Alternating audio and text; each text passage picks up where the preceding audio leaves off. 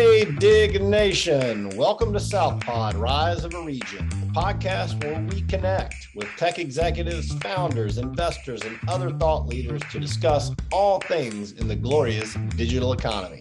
You can find South Pod on all of the usual channels where you grab your podcasts or watch the video at digsouth.com.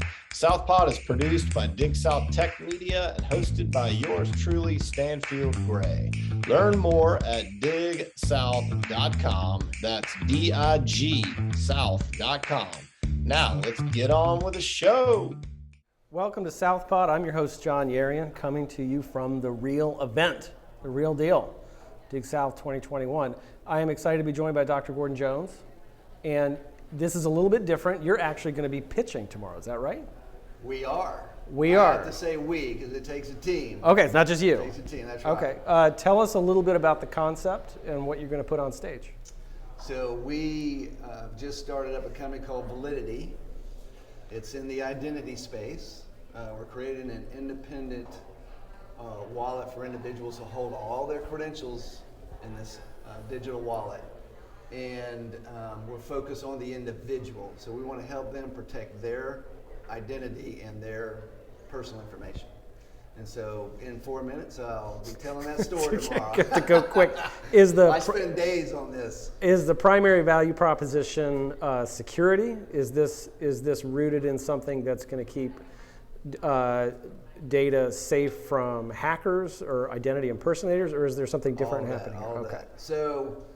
So we are doing what we call decentralizing your identity information. So right now, your information is on all these databases and all these different companies. We call them the centralizers. That's what hackers want to go after. In order for us to protect your information, first of all, we're going to verify all of that. So first of all, we verify your identity by scanning an ID, the front and back. We know whether that's a fake ID. We have 99% accuracy on identifying whether that's even a fake ID or not. And then from there, we use our AI to have you do a live selfie, and then we compare that with the photo on your ID. And so once you pass all that stuff, we verified who you are. Then we activate your wallet. And then from there, you can ask us to verify any kind of asset that you have, like your college degree. If you're going for a job, we can verify your education, your work history, your income, your criminal background check. We can do all those things. And then we're verifying and turn them into what's called a verifiable credential, which is the format that it gets placed into your wallet that is open standard, so other people can receive it easily. But it's all encrypted. Our developer has 3 patents in cryptography, and so we're all about. So now your data is being held in your wallet on your phone. We do what we call burn the PII. So PII is personal identity information. Sure. As soon as we do all the validation stuff, we push it in your wallet and then we burn it off of our servers. We delete it off of our servers. And so there's no honeypot that we're building that a hacker would want to go at. Right. And so from there, the dynamic would shift such that I've got my information locked in my virtual wallet. Now the centralizers, as you described them, they would have to integrate with that instead of me putting all of my information to them. Is that accurate? Correct. Well, they just adopt the open standards. And so when you want to share your data with them, then they can receive it. Got it. And they're perfectly ready to do that. This is all... So I work in the Linux Foundation on a project called the Good Health Pass. So this is a little controversial because it's dealing with COVID. But the cool thing that's coming out of COVID, besides all the devastation... I would love to hear a cool thing coming out of COVID. Well, the international community is coming together to adopt what's called an open standard for verifiable credentials. Yes. It would never have happened without COVID. Which is a common sense measure if we're going to interact. And so we're building this Good Health Pass through the Linux Foundation, where the international community will adopt that as a standard to receive your COVID status when you're entering a country or getting on a train or whatever it is. From there, they've adopted this standard. Now all we do is say, okay, now this education, your college degree and your transcripts is built into that same open standard. Now whoever adopts that open standard can receive your education in that same format.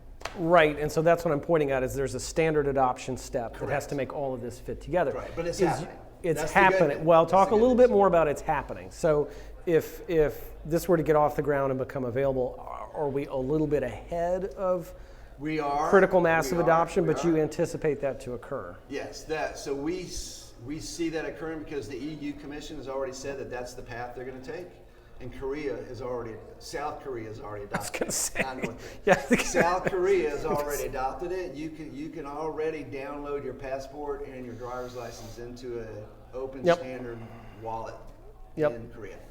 So the international community, but we are early here in the U.S. because God, there's no 50 states and there's no standards and craziness. I mean, the DMVs can't even talk to each other. Right.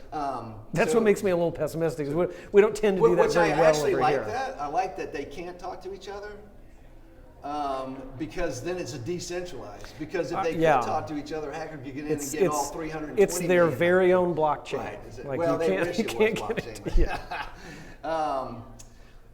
But our business model is local to grow global. So we are hyper-focused on, first of all, Colombia, which is where we're based. Okay. We're going to get the businesses, we're going to get the schools, we're going to get the individuals all on board. We call this density, so that everybody's heard about it, they understand it, and when they see it, they get it. And then we go to South Carolina. We want one part of our mission is to make South Carolina a leader in the adoption of decentralized digital identity services in the nation, which would really be the world too. But Estonia is a little bit farther along than we are. Their whole country's digital. Yeah. Hey, Dig Nation, we'll be right back with more South Pod after this quick break. Stay tuned. Today we have huge news you can use, and I promise to stop speaking like Dr. Seuss. Dig South Tech Summit turns 10 next May 11th through the 13th at the College of Charleston TD Arena. Join us to celebrate like tech-savvy startup founders on a Key West spring break bender. Kidding, of course. But seriously, grab your badge now for the early bird rate at digsouthtechsummit.com. That's digsouthtechsummit.com. The finest tech executives, founders, investors, and other thought leaders will descend upon Charleston to celebrate the South's digital economy next May 11th through the 13th. Join us at Dig South Tech Summit to get the contacts, content, and capital you need to succeed. We're talking more than 75 top shelf speakers, 250 startups of all stages, hundreds of investors, and some of the smartest, coolest cats scaling companies that we've ever met. Tracks include emerging technology, business growth, digital marketing, NFTs, blockchain, crypto, AI, and so much more. Join the best tech talent in the South at Dig South Tech Summit, May 11th through the 13th, College of Charleston TD Arena. Grab your badge now for the early bird rate at digsouthtechsummit.com. That's digsouthtechsummit.com. And now back to South Pod. Talk a little bit about this digital wallet for folks who are struggling to picture, like literally physically, how their lives would work if they were to adopt this. Does it live on their phone? Is this something primarily they log on their into? phone? Okay. There will be a web app Okay. as well. We're not developing that yet. We're focused on the mobile apps because that's primarily. I mean, I was talking to my co-founder today, and she leaves her purse in her car all the time, but never leaves her phone. That's right. And so sometimes she's very young. She just graduated from USC. She was my student in February, which is when we came up with the idea for Validide. And so she, goes to the bar or the restaurant and wants to order a drink, then she has to show her physical driver's license, right? Well, what's on that? Her name. Yep. Her home address. Yep. And even the bartender doesn't even need to know her actual birth date. Right. In reality. He just needs to verify she's over 21. So that's actually a use case that we got a $25,000 grant from the South Carolina Research Authority to demonstrate. So we partnered up with the Columbia Police Department and the Richland County Sheriff's Department. And we're testing the app now with them. They have a boatload of fake IDs they've confiscated. So we're able to test scanning and all that. And then the next thing we're going to be doing actually in a couple of weeks is go to, they call it the entertainment district. Mm-hmm. This is where all the restaurants are. Yeah. 40% of all the patrons in the entertainment district are getting into the places with a fake ID. Entertainment. So that's what the law enforcement wants us to help them with, Sure. is reduce fake IDs. How we help the restaurants is we lower their liability. Sure. Because first of all, they're letting people in with fake IDs, so they'll actually Yep. get their license pulled for that. And then the next one is safety. So the bouncer likes the girl and he now knows her name and home address. That's a safety issue. And then there's an identity theft issue. So like this is actually, food and beverage is actually a pathway to Yep. identity theft.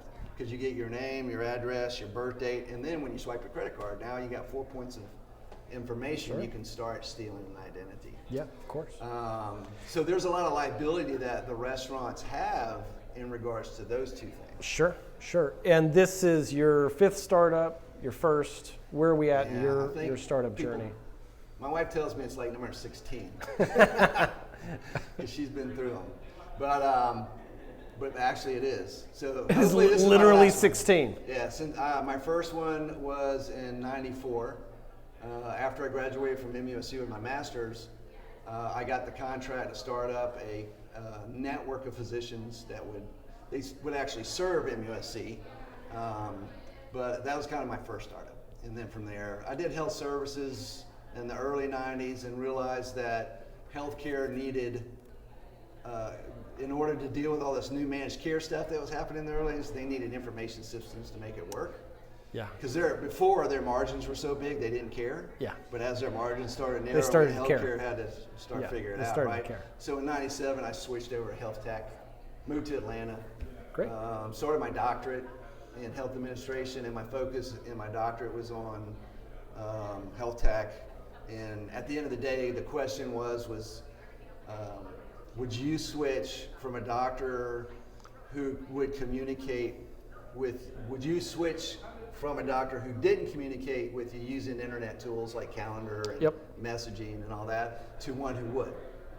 And 3 billion primary care dollars just from the survey. I had 5,000 people answer my survey. So just out of that cohort of response, 3 billion primary care dollars in 1999 would switch from a doctor who didn't to one who would. Now they still haven't done it. 20 years later. Just knowing it doesn't mean that it was my happened. doctoral dissertation. So I got my PhD out of that. Well, that's great. That's great. Well, look, best of luck in the Thank morning. you. Yeah. We're looking forward to. Hey, everybody. Well, this isn't going to be. It'll be later. You'll have either won or you haven't. We won. Well, maybe. Dr. Jones, thank you. Thank you. I Appreciate it.